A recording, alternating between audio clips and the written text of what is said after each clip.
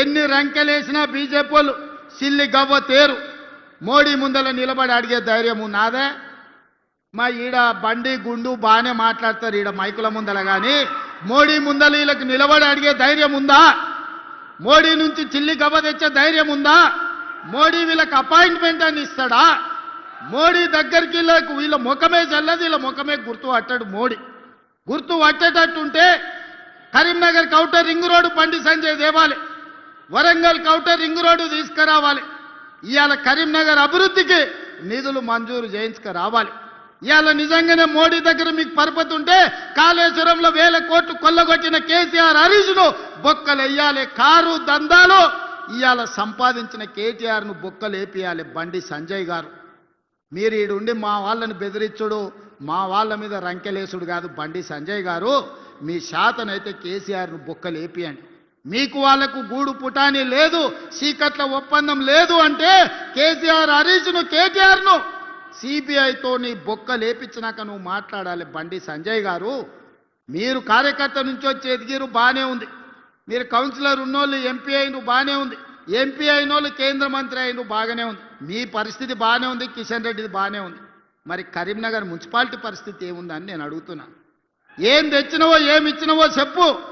Meeting పెట్టుడు కాదు, మీ జాతీయ అధ్యక్షుని తెచ్చుడు కాదు, ఢిల్లీ నుంచి ఏం నిధులు తెచ్చినవో లెక్క చెప్పు. అది మాత్రం శాత కాదు. చేసేటోళ్ళ కాళ్ళల్లో కట్టె పెట్టురు వాళ్ళతో చేరి. గట్లాంటి వాళ్ళతో ఎవడని చేరుతాడే? బయటికి మాట్లాడుతావు కానీ లోపల ఏం జరుగుతుందో నీకు తెలియదా బండి సంజయ్ గారు? మీ నాయకత్వం కేసీఆర్ కేటీఆర్తో ఎట్లా కలిసిపోయినో మీకు తెలియదా? మీ కిషన్ రెడ్డి ఎప్పుడైనా హైదరాబాద్లోకి వాళ్ళకు వ్యతిరేకంగా మాట్లాడిండా? మీ కిషన్ రెడ్డికి నోరని తెరిసే ధైర్యం ఉందా కేసీఆర్కు కేటీఆర్కు వ్యతిరేకంగా? బండి సంజయ్ గారు మీకు కనిపిస్తలేదా మీ నాయకులు ఎవరెంబడి తిరుగుతుర్రో?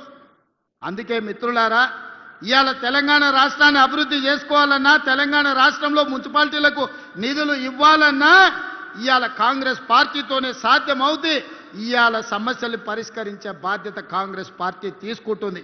అందుకే మిత్రులారా, ఇంత మంచి కార్యక్రమాన్ని ఏర్పాటు చేసి అభివృద్ధికి పునాదులు వేసుకొని ఇవాళ మనం ముందుకు వెళ్ళాలనుకుంటున్నాం. ఎవరు ఏమి దేరు, ఎవరు ఏమి ఇయ్యరు, ఎవరో వస్తారని ఏదో చేస్తారని ఎదురు చూడాల్సిన పని లేదు. మనకు సత్తా ఉంది, మనకు శక్తి ఉంది, తెలంగాణ రాష్ట్రానికి ఆదాయం ఉంది. ఈ ఆదాయాన్ని పేదలకు పంచి పెట్టి సంక్షేమ పథకాలతో పాటు తెలంగాణ రాష్ట్రాన్ని అభివృద్ధి చేసే బాధ్యత ఇందిరమ్మ రాజ్యంలో మా మంత్రివర్గం అంతా తీసుకుంటుంది. మీ అందరి సహకారం ఉండాలి. కరీంనగర్లో మీరు 8 మంది ఎమ్మెల్యేలను గెలిపిస్తే 50% పదవులు ఇచ్చినామయ్యా. 3 మంత్రులు ఇచ్చినాం, ఒక విప్ ఇచ్చినాం.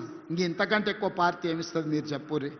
8 మంది ఎమ్మెల్యేలను మీరు గెలిపిస్తే 3 మంత్రులు అయిన, ఒక విప్ వచ్చిండు, 4 పదవులు ఇచ్చినాం. 2 ఎమ్మెల్యేలు జిల్లా పార్టీ ప్రెసిడెంట్